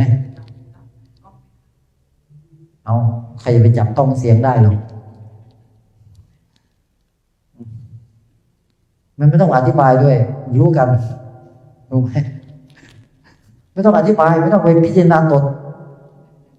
มันเป็นเหมือนตดไอเสียงเนี่ยจบไหมไม่ต้องพิจารณามันจับต้องไม่ได้มันจับต้องไม่ได้อยู่แล้วบางคนบอกต้องพิจารณาไหมพิจารณาทำไมเผื่อเราจะได้เห็นอะไรมากกว่านี้ เห็นอะไรตดจะพิจารณาอะไรตดอย่าไปพิจารณาเชื่อมันเหม็นนั่นก็จบแล้วเหมือนกันถ้าเราเห็นเสียงนี่เป็นของเหม็นเห็นเสียงเป็นวัฏฏะสงสารเป็นทุกข์เห็นมโนภาพเป็นวัฏฏะสงสารเป็นทุกข์เห็นอารมณ์เป็นวัฏฏะสงสารเป็นทุกข์มันจะอารมณ์สุขมันก็เป็นวัฏฏะสงสารเป็นทุกข์มันจะสงบแค่ไหนมันก็เป็นวัฏฏะสงสารเป็นทุกข์ทุกวันเนี้ยอยากได้ความสงบเต็มเลยไม่ต่างอะไรคนเล่นอยู่กับตนเลยเขาไม่เห็นว่าความสงบเป็นวัฏฏะสงสารเป็นทุกข์เขาคิดว่าความสงบเป็นสิ่งประเสริฐใครสอนโอ้ยทำไมมืดบอดได้ขนาดนั้นความทรงจำมันก็เป็นเหมือนวัฏฏะเป็นทุกข์เป็นเหมือนตดเลยอยากจดจำจังเลยจำมันทำไมนักหนาพอจำไม่ได้ก็ทุกข์พอจำได้ก็ทุกข์ความทรงจำมันปรากฏแล้วมันก็สลายมันไม่มีใครเป็นเจ้าของเป็นวัฏฏะเป็นทุกข์อาการที่รับรู้อยู่นี้มันก็เป็นวัฏฏะเป็นทุกข์ถ้าเราเห็นว่ามันเป็นวัฏฏะสงสารเป็นทุกข์เป็นแดนเกิดนะมันจะไม่เกิดหรอกถ้าเราตั้งว่าเราจะไม่เกิดนั่นหมายความว่าเราจะไม่โง่ยึดอาการเหล่านี้พอเราตั้งแบบนี้มันไม่ยึดจบไหมจบมันจะเป็นอะไรก็ปล่อยให้มันเป็นไปเพราะมันไม่มีใครเป็นเจ้าของจิตตรงนี้จะไม่โง่เกาะวัฏฏะจะไม่โง่เกิดนั่นเองเนี่ยเมื่อพวกเรารู้ได้แบบนี้เตือนตัวเองแบบนี้สอนตัวเองแบบนี้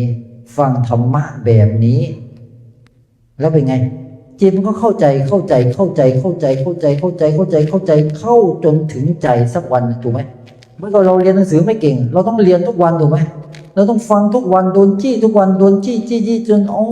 เข้าใจแล้วคนอื่นเข้าใจแต่ปีแรกแล้วเราเพิ่งเข้าใจปีที่2ครูสอนวิชาคณิตศาสตร์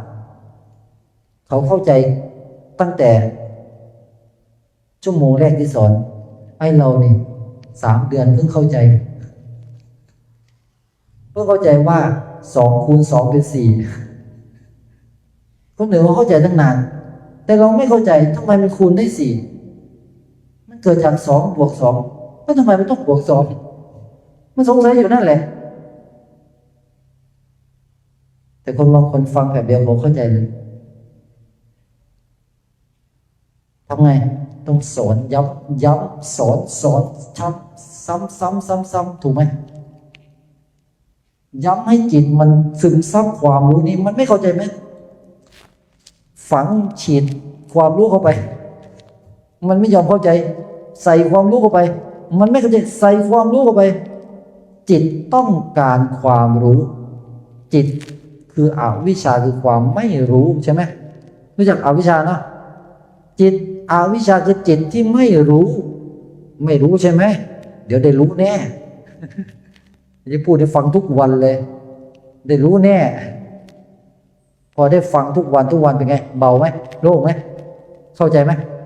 ถูกไหมแต่ถ้าไม่ได้ฟังล่ะมืดตึ๊บมีแต่ทำบุญใส่บาตรแค่นั้นรู้แค่นั้นแหละนอกนั้นไม่รู้เลยธรรมะคืออะไรไม่รู้เลย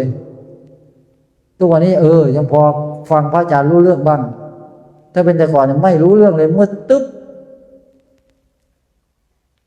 บุญบาปกุศลอกุศลทำไมถึงเป็นตัวเดียวกันเพราะ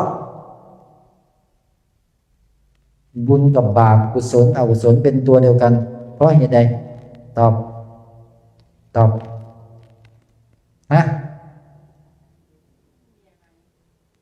ทำไมเป็นตัวเดียวกัน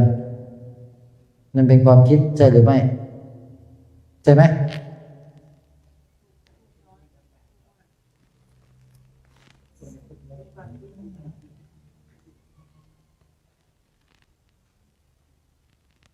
ทุกอย่างบนโลกใบนี้เป็นโลกแห่งความคิดปรุงแต่งทั้งสิ้นเรียกว่าโลกสมมุติพระพุทธเจ้าจึงบอกว่านี่คือโลกสมมุติในวิมุตติไม่มีสมมุตินี่คือโลกแห่งความคิดเนี่ยตั้งแต่พูดมาจนถึงตอนนี้มันมีแต่ความคิดนั่นเองพูดใช่ไหมใช่ไหม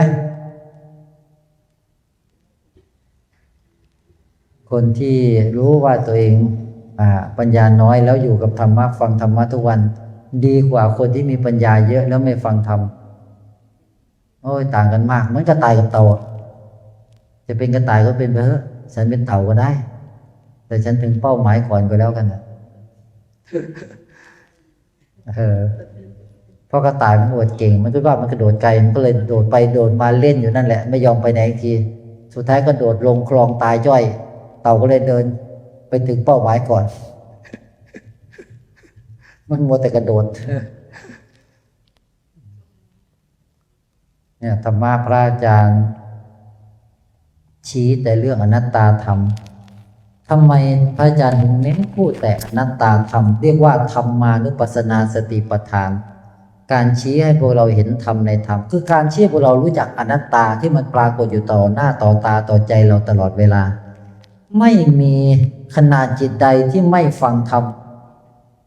เพราะมันเห็นอนัตตาตลอดนั่นแหละคือผู้ที่ฟังธรรมตลอดเวลาคือผู้ที่อยู่กับพระพุทธเจ้าตลอดเวลาคือผู้ที่ได้ยินเสียงธรรมที่พระพุทธเจ้าแสดงอยู่ตลอดเวลาทุกคำที่พูดออกมามันเป็นอนัตตาตลอดเลยทุกลมหายใจเป็นอนัตตาตลอดเวลาเลยทุกการนึกมโนภาพเป็นอนัตตาตลอดเวลาทุกอารมณ์ที่ปรากฏเป็นอนัตตาตลอดเวลาทุกความทรงจำจะจำได้จำไม่ได้มันแสดงอนัตตาอยู่ตลอดเวลาทุกขณะที่กำลังรับรู้อยู่ตอนนี้มันแสดงอนัตตาอยู่ตลอดเวลาไม่ใช่เราไม่ใช่ของเราไม่มีใครเป็นเจ้าของเป็นเจ้าของสิ่งที่กล่าวมานี้เลยนั่นหมายความว่าไงหมายความว่าแม้แต่เราก็ไม่มีพวกเราทั้งหลายมาหาอะไรกันมาหาความมีมาหาความไม่มีแต่พวกเรารู้ไหมทั้งความมีก็เกิดขึ้นมาจากเราคิดกันเอาเองความไม่มีเราก็คิดกันเอาเองเมื่อไหร่พวกเราจะเห็นว่าความคิดที่เราอาศัยมันอยู่นี้มันไม่ใช่เราเลยแล้วมันก็ไม่ได้มีตัวอยู่จริงเลยเมื่อไหร่ที่พวกเราสังเกตและสอนตัวเองเสมอว่าร่างกายนี้มันมีขึ้นมาเพราะเราคิดว่ามันเรียกว่าร่างกายสิ่งเหล่านี้เราคิดให้ค่าว่ามันเรียกว่ามือเราเรียกอีกมือซ้ายมันดูยังไงว่าซ้ายอะไรเป็นตัวบอกว่าซ้ายเมื่อมีซ้ายก็ย่อมมีขวาทำไมพวกเราถึงปั้นแต่งทุกอย่างให้มันมีมันไม่ใช่มือและมันก็ไม่ใช่สิ่งใดๆมันไม่ได้เป็นอะไรสิ่งเหล่านี้ถึงมันจะมีอาการยังไงมันก็ไม่ได้เป็นอะไรทำไมพวกเราต้องให้ค่ามันว่าอย่างนี้เรียกว่าแบมือกำมือทำไมพวกเราต้องสงสัยว่ามันเป็นอะไรด้วยมันเป็นของมันอยู่แบบนั้นมันจบแล้วนะแต่เรากลับไม่จบเรากลับพระอาจารย์ทำอะไรพระอาจารย์กำลังให้เลขเหรอเลขบ้าเลขบอเลยก็เลขพวกนี้เนี่ยมันจะนับเลขไม่พอไง0 ถึง 9ก็มีแค่นั้นแหละนับเอาพอถูกก็ถามว่าพระอาจารย์เก่งอีกแล้วดังอีกทีเนี้ยลำบากอีกแล้วพระอาจารย์น่ะจะเดินก็เป็นเลขไปหมดแล้วทีเนี้ยว่าบอกข้อมูลยากนะ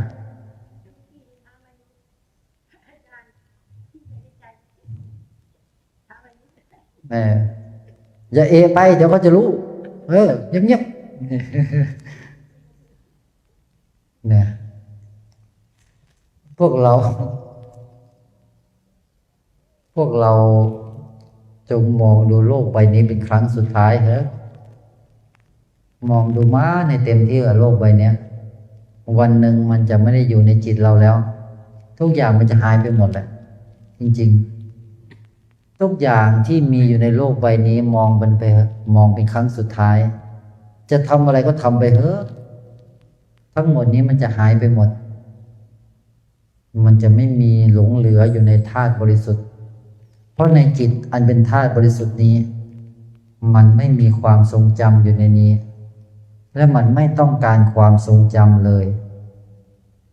มันเป็นความบริสุทธิ์ที่ไม่มีทุกข์เลยสิ่งเหล่านี้เป็นเพียงสิ่งที่โลกเขาสร้างกันขึ้นมาเพื่ออาศัยเพื่อจะตายจากมัน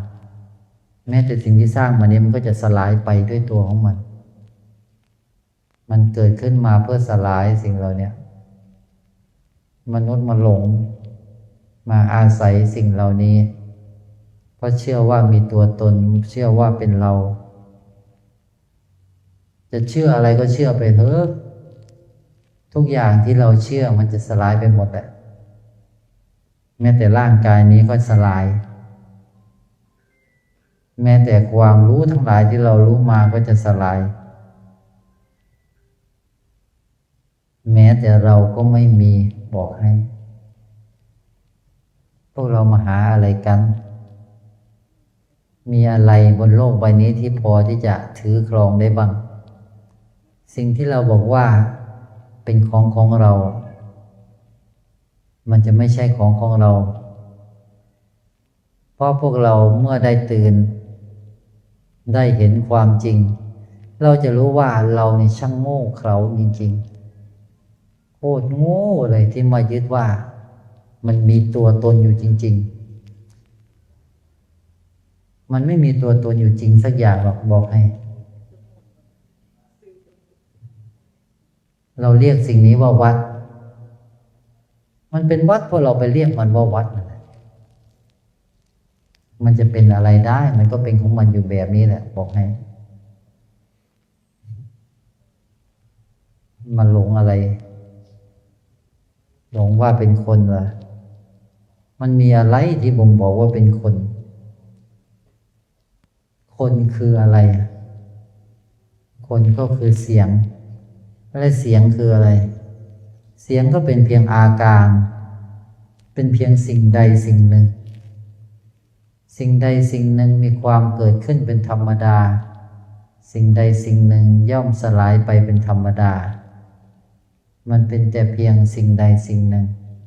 มันจะไปเป็นอะไรได้ปราชญ์ผู้มีปัญญาย่อมเห็นทุกสิ่งทุกอย่างเป็นเพียงสิ่งใดสิ่งหนึ่ง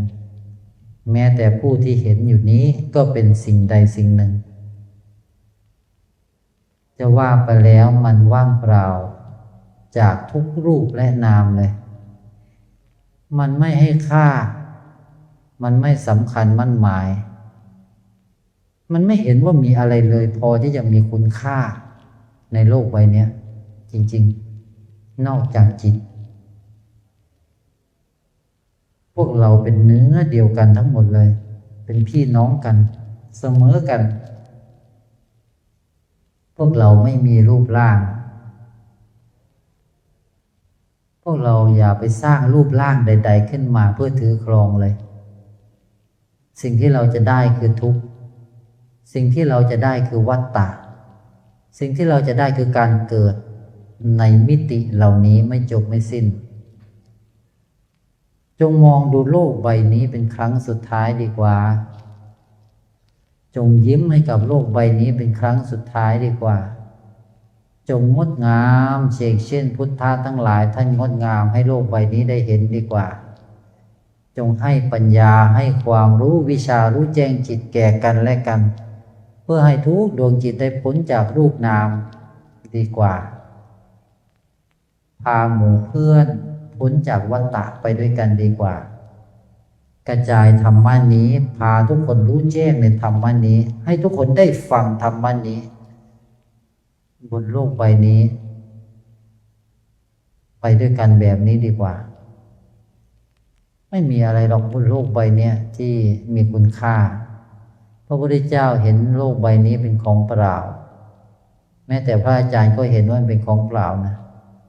มันไม่มีอะไรเลยที่มีตัวตนอยู่จริงๆเนี่ยจับอยู่เนี่ยมันก็ไม่เห็นว่ามีตัวเลยแม้แต่อาการรู้ก็ไม่มีตอนเนี้ยมันไม่มีอะไรพอที่จะเรียกว่ามันเป็นอะไรได้สักอย่างมีแต่ความบริสุทธิ์ความไม่ได้เป็นอะไรกลืนไปกับทุกสิ่งแม้แต่เสี้ยวธุลีแห่งความเป็นไปได้ขณะเดียวก็ไม่มีธรรมชาติแห่งจิตพวกเรามันเป็นเนื้อแห่งความบริสุทธิ์มันสร้างอาการที่เรียกว่าความเป็นไปได้เป็นอเนกอนันต์ออกมามากมายในขณะเดียวอุปมาเหมือนกับว่ามีเราแบบเนี้ยอยู่ในมิติต่างๆเป็นล้านมิติพร้อมๆกันเลย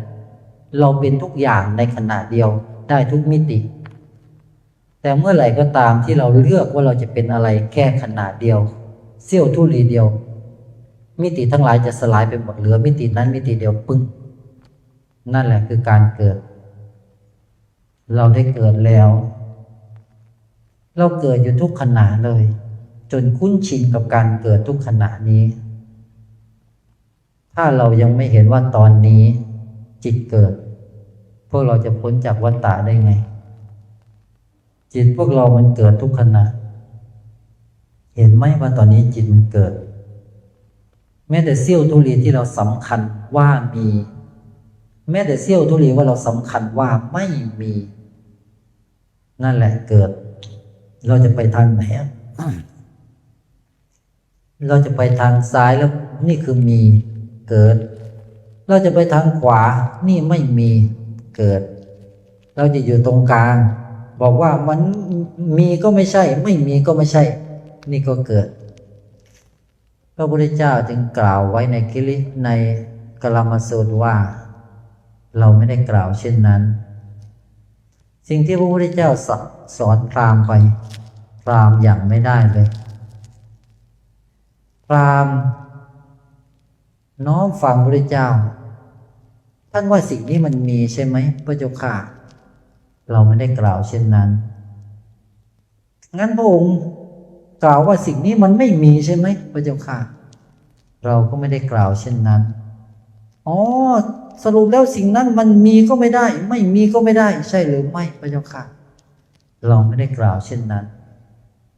ท่านไม่ได้เข้าใจธรรมที่เราได้กล่าวเลยแม้แต่เสี้ยวธุลีอะไรคือมีอะไรคือไม่มีอะไรคือของคู่ที่พวกเราบอกว่ามันทั้งมีและไม่มีนั้นมันคืออะไรเราคือความไม่ได้เป็นอะไรแล้ว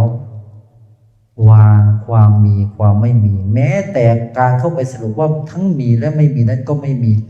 วางมันลงไปให้หมดทั้งหมดมันปรุงแต่งทั้งนั้นแหละเห็นได้ไหมว่าปรุงแต่งก็ทุกอย่างมันมีขึ้นมาเพราะปรุงแต่งไม่ใช่หรืออวิชชาปัจจยาสังขาราเพราะจิตไม่รู้จึงปรุงแต่งอยู่ได้สร้างคำถามมาถามอยู่ได้พยายามจะเข้าใจอยู่ได้ก็ในเนื้อความบริสุทธิ์นั้นมันไม่ต้องการอะไรเจ้าความรู้มาถามเพื่อจะได้ความรู้แล้วเอาไปไว้ไหนความรู้นั้นเอาเก็บไว้ตรงไหนก็เพื่อยึดเพื่อถือครองไม่ใช่เหรอไม่เห็นเหรอว่านั่นคือทุกข์คือวัฏฏะคือแดนเกิดตามใดที่ยังไม่เห็นธรรมะนี้ก็คงต้องฟังธรรมต่อไปธรรมะมันไม่ใช่ความมีหรือความไม่มีหรือการเข้าไปสรุปว่ามันมีหรือไม่มีแล้วไม่ไปยุ่งเกี่ยวจะไปอะไรก็ช่างเถอะมันไม่ได้เกี่ยวข้องกับเรื่องมีหรือไม่มีมันเป็นเช่นนั้นแหละคำว่ามันเป็นเช่นนั้นคือมันไม่ได้เป็นอะไรทุกอย่างที่พวกเรากำลังรับรู้สัมผัสอยู่ตอนนี้มันไม่ได้เป็นอะไรแม้แต่ทุกอย่างบนโลกใบนี้ที่เราให้ค่ามันว่าเป็นอะไรก็แล้วแต่เนี่ย มันก็ไม่ได้เป็นอะไร วันที่โลกใบนี้สลายไปเราจะเห็นว่ามันไม่ได้มีโลกหรอกในวันที่จักรวาลนี้มันสลายไปหมดเราจะรู้ว่ามันไม่ได้มีจักรวาลหรอกสมมุติว่า1,000,000 ปีที่แล้วมีจักรวาลหนึ่งเราบอกว่ามันมีแต่ตอนนี้จักรวาลนั้นสลายไปหมดแล้วเราบอกว่ามันไม่มีเหรอมันไม่ใช่เรื่องมีแล้วมันก็ไม่ใช่เรื่องไม่มีมันไม่ได้เป็นอะไรมนุษย์มันอาศัยการรู้แล้วก็ให้ค่ารู้ว่ามีก็ให้ค่าว่ามีรู้ว่าไม่มีก็ให้ค่าว่าไม่มีเมื่อไหร่จะออกมาจากความเป็นมนุษย์สักทีรู้ไหมกาลาแห่งความเป็นมนุษย์มันมีองค์ความรู้อยู่ในกรอบเนี่ยออกมาจากความเป็นมนุษย์บ้างเถอะแล้วมองเข้าไปใหม่เราจะเห็นโลกแห่งกาลานั้นเห็นแล้วสลดสังเวชน่าสงสารมนุษย์ความรู้แค่นี้หรือจะพาดวงจิตพ้นจากวัฏฏะจะพาตัวเองพ้นยังไม่ได้เลยออกมาจากโลกบ้างแล้วเราจะเห็นโลกออกมาจากวัฏฏะแล้วเราจะเห็นวัฏฏะออกมาจากการรู้เนี่ยเราบอกว่าเรารู้ออกมาจากมันแล้วเราจะเห็นว่าไม่มีใครรู้หรอกทั้งหมดนั้นเขาเป็นของเขาอยู่แบบนั้นนั่นแหละความบริสุทธิ์ในความบริสุทธิ์มันไม่ต้องทำอะไรมันออกจากการปรุงแต่งจึงเรียกว่าบริสุทธิ์ในเนื้อความบริสุทธิ์มันไม่มีการปรุงแต่งแต่ในขอบนอกนี้ปรุงแต่งล้วนๆเลยทุกมิติล้วนปรุงแต่งเหมือนน้ำในแก้วใสๆนี้มันบริสุทธิ์มากวางอยู่บนกระมังที่มีน้ำสีมากมายมาเทระเลงอยู่รอบนอกนี้คือปรุงแต่งประกอบไปด้วยน้ำผสมสีมากมายปรุงแต่งอยู่ในข้างนอกนี้แต่ตรงข้างในนั่นแหละบริสุทธิ์น้ำแก้วนั้นมันบริสุทธิ์มากมันไม่เจือไปด้วยการปรุงใดๆเลยในนั้นไม่มีสีเหล่านี้กำลังปรุงแต่งให้ข้าทำความเข้าใจน้ำนั้นสีเหล่านี้จะเข้าใจน้ำมันบริสุทธิ์ได้ไงก็ตัวเองเป็นธาตุปรุงแต่งจะไปเข้าใจน้ำที่ไม่ปรุงแต่งได้ไงเข้าใจไหมมีแต่น้ำที่บริสุทธิ์ที่ไม่ปรุงแต่งต่างหากจะเข้าใจสีว่าสีน้ำที่ละเลงอยู่ทั้งหมดนี้ปรุงแต่งทั้งนั้นพวกเราเข้าใจไหมจงมองจากข้างในออกไปข้างนอกแล้วเราจะรู้ทุกสรรพสิ่งว่าเป็นอันเดียวกันหมดเลยแต่ถ้าเรามองจากข้างนอกเข้าข้างในพวกเราจะไม่มีวันเข้าใจจิตได้เลยมันก็จะปฏิบัติตามขั้นตอนค่อยๆปล่อยทีละตัวค่อยๆวางทีละตัวกว่าตัวเองจะปล่อยหมดแล้วพอรู้ว่าตัวเองคือความบริสุทธิ์แล้วมารู้ว่าคำตอบว่าเอ้าโดยแท้จริงแล้วมันไม่มีอะไรมีอยู่จริงเหรอใช่แล้วไปปล่อยวางอะไรกันนะร้องไห้น้ำตาไหลโผล่ขึ้นมาสิ่งที่ปฏิบัติมาทั้งชีวิตมันสูญเปล่าหมดเลยเพราะการบรรลุธรรมไม่ได้เกี่ยวกับการปฏิบัติอย่างที่โลกมนุษย์เข้าใจแต่มันเป็นเรื่องของจิตที่เข้าใจธรรมชาติของอาการทั้งหลายที่ไม่ใช่เราเพียงขนาดจิตเดียวเพียงพอที่จิตจะไม่เกิดอีกในวันที่พระอาจารย์ได้มารู้แจ้งตัวนี้ได้รู้ว่าโดยแท้จริงแล้วธรรมชาตินี้เขาไม่ได้เป็นอะไรเลยมันเหมือนกับว่าเราเข้าไปในโลกแห่งความฝันพยายามปฏิบัติมากมายทั้งเดินทั้งนั่งทั้งตีลังกาทั้งเหาะเหินเดินอากาศอยู่ในโลกแห่งความฝันเพื่อจะออกจากความฝันแต่การออกจากความฝันแค่ตื่นแล้วก็ลืมตามันไม่ต้องไปปฏิบัติอะไรเลยมันจึงเห็นความโง่เขลาแห่งจิตเอารูปเอานามไปปฏิบัติสีที่ละเลงอยู่รอบกระมังนี้เป็นสิ่งปรุงแต่งพยายามปฏิบัติมากมายพยายามขัดเกลาตัวเองเพื่อให้น้ำสีกลายเป็นน้ำใสมันจะเป็นน้ำใสได้ไงที่มันเป็นสีครับเข้าใจไหมมันจึงเข้าใจธาตุบริสุทธิ์มันเป็นน้ำในแก้วใสๆไม่ได้แต่น้ำในแก้วใสๆเนี่ยน้ำใสๆเนี่ย มันเข้าใจสีที่อยู่รอบนอกเนี่ยน้ำสีรอบนอกเนี่ยมันเข้าใจเลยแล้วมันก็บอกว่าไอ้น้ำสีเอ้ยแกจะไปปั่นอะไรของแกแกจะปรุงอะไรของแกแกจะปรุงแค่ไหนแกก็ไม่มีทางออกจากการปรุงแต่งนั้นได้หรอกเพราะแกคือธาตุปรุงแต่งแกจะมาเป็นธาตุเพียวๆเหมือนฉันไม่ได้เพราะแกเป็นธาตุปรุงแต่งคุณสมบัติของธาตุปรุงแต่งคือมีธาตุปรุงแต่งหลากหลายมาปนกันเต็มไปหมดเลยมีความคิดมีมโนภาพมีอารมณ์มีความทรงจำมีอาการรู้นี่ปรุงแต่งทั้งนั้นแต่จิตตั้งหากมันไม่ปรุงแต่งไอ้เนื้อเนี้ยใสๆอยู่เนี่ยเห็นได้ไหมเห็นได้ก็ไม่เกิดเห็นได้สีระเริงปรุงแต่งทั้งหมดนี้จะสลายไปหมดเกลี้ยงเลยเหลือแต่ความบริสุทธิ์แท้จบเข้าใจไหมชัดไหมชัดเจนไหม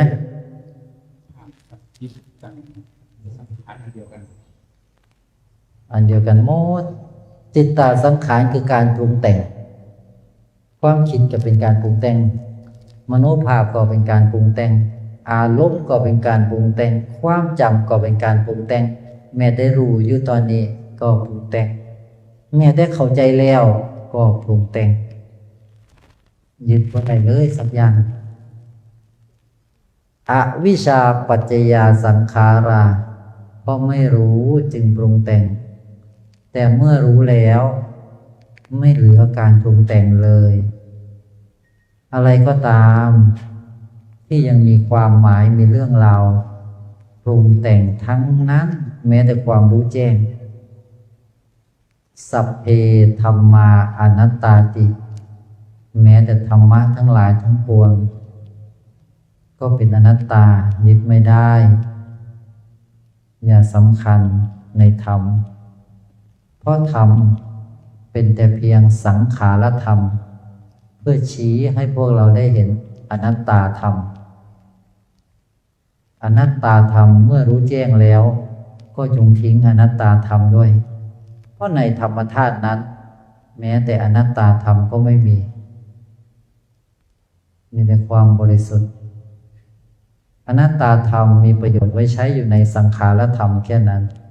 มันมีประโยชน์ไว้ใช้เพื่อบอกพวกเราว่ารูปนามมันเป็นอนัตตานะเมื่อเราทิ้งทั้งหมดนี้ได้นั่นแหละคืออำนาจแห่งการรู้แจ้งอนัตตาธรรมทำให้ทิ้งทุกอย่างได้หมดทิ้งเพื่ออะไรเพื่อจะได้มารู้อมตะธรรมคือธรรมธาตุคือจิตคือธาตุบริสุทธิ์ที่ไม่มีสมมุติใดๆแม้แต่ไตรลักษณ์ก็ไม่มีแต่ความบริสุทธิ์มันจะมาทำไมไตรลักษณ์ไตรลักษณ์เป็นเพียงสิ่งที่มีไว้ใช้เพื่อสลายเพื่อทิ้งสังคตะธรรมจะทำปรุงแต่งทั้งหลายเพื่อทิ้งนามรูปนั่นเองเป็นเครื่องมือไว้ทิ้งนามรูปเมื่อทิ้งแล้วก็ทิ้งเครื่องมือนั้นด้วยเพราะในความบริสุทธิ์มันไม่ต้องการแม้แต่สิ่งที่พวกเราเรียกมันว่าธรรมะนี่คือวิสุทธิธรรมเป็นธรรมที่บริสุทธิ์แล้วนั่นเองกราบตั้งใจรับพรกราบ3 ครั้งธรรมอันใดพรอันใดสัจจะอันใดอันเราทั้งหลายตั้งไว้ดีไว้ชอบแล้วขอพรนั้นธรรมนั้นสัจจะนั้นจงสำเร็จดังจิตปรารถนาทุกประการเถิดจงมีแต่ความเจริญวิบากกรรมภัยอันตรายทั้งหลายขอจงสลายมาลายสิ้นไปด้วยองค์ปัญญาแห่งอนัตตาธรรมเถิดจงยังพระศาสนาพาหมู่สัตว์ทั้งหลายพ้นทุกข์พ้นวัฏฏะให้สิ้นไปในยุคนี้เถิดองค์ปัญญาใดอันพระพุทธเจ้าทั้งหลายได้รู้ได้แจ้งขอจงสำเร็จแก่พวกเราทั้งหลายทุกคนทุกท่านเถิด